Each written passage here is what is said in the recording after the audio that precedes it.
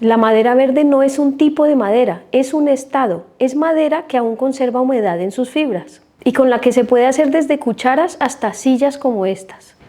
Hoy les voy a hablar sobre qué es exactamente la madera verde, cuáles son los beneficios de trabajarla, cómo almacenarla, cómo prevenir las grietas, qué se puede hacer con ella y qué no. Al cortar un árbol, esa madera tiene gran cantidad de agua circulando por su estructura y en las paredes de sus células. Esa humedad se empieza a perder en el momento en que se corta el árbol. Habrás escuchado que la madera tiene que estar seca para poder trabajarla. Y aquí hay que aclarar una cosa, la madera nunca está completamente seca. La madera intercambia humedad con el ambiente en el que se encuentra. Y eso se llama ser un material higroscópico. Cuando se dice que una madera está seca es porque está en equilibrio con el ambiente. Ya no tiene agua en su estructura, pero absorbe y libera la humedad del ambiente. También se le llama madera curada o estacionada. Para la mayoría de trabajos de carpintería y de ebanistería es necesario que la madera pase por ese proceso de secado para que sea más estable, ya que la madera se encoge al secarse y tiende a deformarse. También pasa a ser más ligera porque pierde todo el peso del agua. También se vuelve más resistente a nivel estructural porque sus fibras quedan más unidas y se vuelve menos susceptible al ataque de hongos y plagas. Lo más común es talar el árbol, cortarlo en un aserradero o en tablones y dejarlo secar, ya sea al aire o en hornos especiales. Es importante que sepas que la madera nunca deja de moverse, la madera es un material vivo. Si vives en un lugar con estaciones, una pieza de madera puede cambiar de tamaño de una estación a otra por esa diferencia en la humedad en el ambiente. La madera será más estable en tamaño en cuanto más estable sea el ambiente en el que se encuentra. Sobre el movimiento y la deformación de la madera van a encontrar un video específico en mi canal. Pero volvamos a la madera verde. Trabajar con madera verde no significa terminar el producto o el mueble que estamos fabricando aún con la madera húmeda, para nada. Significa trasladar el momento del secado más adelante en el proceso de fabricación. ¿Pero para qué? Pues para aprovechar la humedad. Esa humedad nos va a permitir hacer muchas cosas. Primero, despiezar ese tronco o rama sin necesidad de un aserradero o maquinaria especializada. La humedad hace que las fibras sean más flexibles y no estén tan rígidas, y nos permite rajar la madera con más facilidad. Es posible despiezar un tronco entero con cuñas y masas, como lo puedes ver en este video de Peter Follansbee. Para la mayoría de trabajos con madera verde se necesita madera que se raje por sus fibras, y no toda la madera nos permite hacerlo. Si quieres aprender sobre los tipos de madera, te recomiendo que mires mi último video. Y segundo, la humedad hace que sus fibras sean más blandas y más fáciles de trabajar con herramientas de filo. Así que podemos trabajar maderas duras con más facilidad para obtener piezas resistentes y duraderas. ¿Cuánta humedad tiene la madera verde? Un árbol recién cortado puede llegar a tener más del 100% de humedad, porque puede contener más peso en agua que lo que pesan sus fibras secas. La madera contiene dos tipos de agua libre y agua ligada. El agua libre es la que estaba circulando por los huecos de las células del árbol y el agua ligada es la que está en las paredes de las células. Una forma sencilla de entenderlo es imaginarte la madera como una esponja. Primero pierde el agua que está en las cavidades de la esponja, pero cuando empieza a perder el agua que está en el material de la esponja es cuando empieza a encogerse. ¿Y has notado qué le pasa a esa esponja de lavar platos cuando se seca? Se hace más pequeña. La madera se encoge cuando se seca y también por eso tiende a deformarse. Ese momento en el que la madera pierde el agua libre y empieza a deformarse se llama el punto de saturación de la fibra. No es el mismo en todas las especies, pero normalmente se sitúa entre el 25 y el 35% de humedad. La madera se puede trabajar prácticamente desde el momento en el que se corta, pero el nivel de humedad ideal para diferentes tareas depende de varios factores, del tipo de madera, del nivel de humedad del ambiente y también de lo que queramos fabricar. Que la madera tenga más humedad no significa que sea más fácil de trabajar. Cada tipo de trabajo tiene rangos que funcionan mejor. En realidad, recién cortada está tan saturada de agua que no es ideal ni para rajarla ni para tallarla. En mi opinión y por las cosas que fabrico yo, prefiero trabajarla debajo de un 40% de humedad. Pero de porcentajes hablaremos en otro momento, porque creo que ahora no vale la pena entrar en tanto nivel de detalle. Y pensarás, vale, yo despiezo el tronco, saco estas piezas, pero se van a deformar cuando se sequen, ¿no? Se van a encoger, seguro que sí, pero si ves este esquema del movimiento de la madera, te puedes dar cuenta que depende de qué sección obtengamos nuestras piezas, la madera se encogerá, pero no necesariamente se deformará. Esto lo explicaré en detalle en el video que publicaré sobre el movimiento y la deformación de la madera. ¿Habías escuchado alguna vez que hay momentos del año o incluso fases de la luna en las que es mejor podar árboles o cortarse el pelo? Nuestros antepasados lo tenían muy claro. Cuando cortas un árbol, importa. Por eso el invierno es la época ideal para cortar un árbol y usar su madera. Al tener menos savia, la madera tiene menos humedad, o sea, menos agua libre que tiene que perder y mejora el proceso de secado. Tiene menos peso, lo que lo hace más fácil de talar y de transportar. Y tiene menos azúcares, azúcares que circulaban por su savia y que hace que la madera sea más susceptible al ataque de plagas y hongos. Por eso también se ha dicho durante siglos que la madera debía cortarse en luna menguante o luna nueva, porque la savia se encuentra más abajo en sus raíces. Ahora, si la madera se empieza a secar cuando la cortamos y solo la corto en invierno, ¿cómo almacenamos la madera para que mantenga la humedad y pueda trabajarla a lo largo del año? Si tenemos una sección de tronco o una rama que aún tiene corteza, lo mejor es sellar las testas, los extremos. Por ahí es por donde se va a escapar más rápido la humedad. Esto se puede hacer con cola, con cera, con pintura y luego podemos guardarlos en un lugar a la sombra, un lugar en el que no haya corrientes de aire y en que la humedad esté lo más alto posible. Un tronco puede mantenerse húmedo durante meses o hasta años en este estado. Obviamente depende de muchas cosas: el largo de la sección, el diámetro, la temperatura y la humedad del ambiente, lo estable que sea ese espacio donde está almacenado. Como les dije, la madera pierde humedad sobre todo por sus extremos, por la testa. Por eso encontrarán que cuando van a comprar madera en tablones, los extremos están pintados. De esa forma se seca solo por sus lados de forma más lenta y controlada.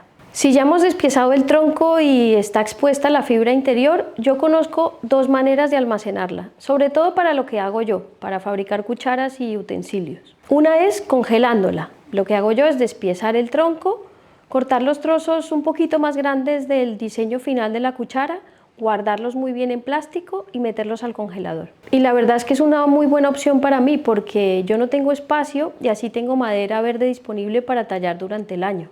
Otra opción es preparar los trozos listos para tallar y sumergirlos en agua. En realidad algunas culturas sumergían los troncos recién cortados en el río durante meses o años y creo que siguen haciéndolo. Así el árbol podía perder la savia y las resinas y mantener la humedad. Y al ser agua corriente y no agua estancada, no hay peligro de que se pudra. Eso sí, la madera tiene que estar completamente sumergida. Si sale un trozo y toca el aire, el contacto con el oxígeno hace que salgan hongos y bacterias. Conozco muchos talladores de cucharas que almacenan sus trozos de madera en agua. A mí lo que no me gusta de esta práctica es que hay que cambiar el agua de forma regular porque huele muy mal. Yo prefiero usar el congelador, pero si en casa no te dejan, ahí tienes otra opción. También te preguntarás, ¿se puede volver a humedecer un trozo de madera seca? Sí, pero no vuelve a ser madera verde. Cuando la madera se seca y empieza a perder el agua ligada, la estructura de sus células cambia y se vuelve más rígida. Esas fibras quedan unidas y no vuelve a ser igual. Si sumergimos madera durante un tiempo, las fibras pueden absorber agua y volverla más flexible y más blanda, lo que podría facilitarnos trabajarla. Pero aún así no recupera exactamente el mismo estado que cuando estaba verde. Además, solo penetra unas capas, por eso no funciona con trozos muy grandes de madera. Es útil cuando hablamos de trozos finos, muy delgados, y en realidad se usa mucho para poder doblar la madera. Sobre doblar la madera seguro que haré algunos videos en el futuro. Te preguntarás también, ¿cómo puedo evitar que la madera se agriete cuando se seca? El motivo más común por el que la madera se agrieta es por el ritmo de secado. Si la madera se seca muy rápidamente, las fibras exteriores estarán secas, pero el interior aún no. Las fibras que se secan se contraen y las fibras interiores siguen expandidas. Esa diferencia es lo que causa la grieta. La forma de prevenirlo es controlar el ritmo de secado. Por eso se sellan los extremos y se guardan en un lugar donde se pueda secar lo más lento posible. Pero hay otras razones por las que aparecen grietas y esas son prácticamente imposibles de evitar. Los árboles tienen tensiones internas. Dependiendo de cómo han crecido, cuando se corta el árbol, esas tensiones se liberan creando una grieta. También al momento de talarlo, el árbol sufre diferentes golpes y está sujeto a tensiones que pueden causar grietas. Esas grietas a veces solo las vemos en el último momento, cuando estamos terminando de tallar nuestra cuchara, y lamentablemente tenemos que tirarla a la pila de la leña. Una cosa que sí podemos hacer para prevenir las grietas es que en el momento del despiece del tronco no incluyamos la médula en el centro de alguna pieza. Por eso es bueno rajar la pieza pasando por el centro. La médula o el corazón de la madera no es la parte más estable y tiene muchas tensiones internas. Por eso si la dejamos dentro de una pieza seguramente se va a rajar. ¿Qué tipo de objetos o mobiliario podemos fabricar con madera verde? La talla de cucharas es el ejemplo más común del trabajo con madera verde. Ya han visto que con pocas herramientas podemos convertir una rama en una cuchara. Pero también se pueden hacer cosas desde cuencos, recipientes, cestas, todo tipo de utensilios, hasta cosas como taburetes, sillas o muebles como este. Hasta en la construcción arquitectónica se ha usado madera verde y se sigue utilizando. Solo basta con mirar las técnicas del timber framing en Estados Unidos e Inglaterra y el gaso tukuri en Japón. ¿Sabes si se usa la madera verde en la artesanía de tu país? La madera verde funciona muy bien cuando el movimiento hace parte del diseño, pero cuando necesitamos precisión y estabilidad, la madera tiene que estar seca o curada, estacionada. ¿Qué cosas no se pueden hacer con madera verde? Pues mesas como estas, que están tan de moda, o ebanistería muy fina, como este tipo de trabajo. También marquetería o lutería, la fabricación de instrumentos requiere de material muy estable. Trabajar con madera verde es tener la paciencia y la curiosidad para comprender la anatomía y el comportamiento de la madera, para poder trabajarla de forma más eficiente y darle forma sin depender de maquinaria especializada o de infraestructuras muy grandes y usar pocas herramientas, para poder fabricar objetos útiles, bonitos y duraderos. ¿Conocías esta forma de trabajar la madera? Como ya pueden ver, este canal lo he empezado dedicando la primera serie a la talla de cucharas, porque a través de ella vamos a explorar muchísimos aspectos del trabajo con madera. En los siguientes videos seguiré profundizando en el tema de la madera y luego pasaremos a conocer las herramientas, cómo usarlas y cómo afilarlas y cuidarlas. Todo el contenido que estoy subiendo, sobre todo esta primera serie sobre la talla de cucharas, es completamente gratuito. Quiero que sea como un gran curso de cómo tallar cucharas con herramientas manuales. Pero ya ven que cada video tiene muchísimo contenido que pueden usar para aprender sobre la madera y para aplicarlo a la creación de todo tipo de proyectos. Como siempre, espero que esta información les haya sido útil. Muchas gracias por pasar este rato conmigo en el taller. Hoy llueve muchísimo en el pueblo y es un día muy oscuro. Seguro lo notarán en la luz del video. Yo los videos los grabo solo con la luz de la ventana, que a veces es bonita y a veces no. A veces escucharán los ruidos de los carros pasando o de los vecinos hablando. Recuerden que la forma de apoyarme y apoyar lo que estoy haciendo es darle me gusta al video, comentar, compartirlo y suscribirse al canal. Yo les doy las gracias por todo el apoyo que estoy recibiendo a través de sus comentarios y a través de todas las personas que están siguiendo el canal. Quiero que sepan que leo todos sus comentarios y aprecio mucho el tiempo que dedican a contarme sus historias. También me alegra mucho saber que mis videos les están ayudando en sus propios procesos. Yo mejor me voy para mi casa antes de que empiece a llover más, así que nos vemos en el próximo video. Un abrazo.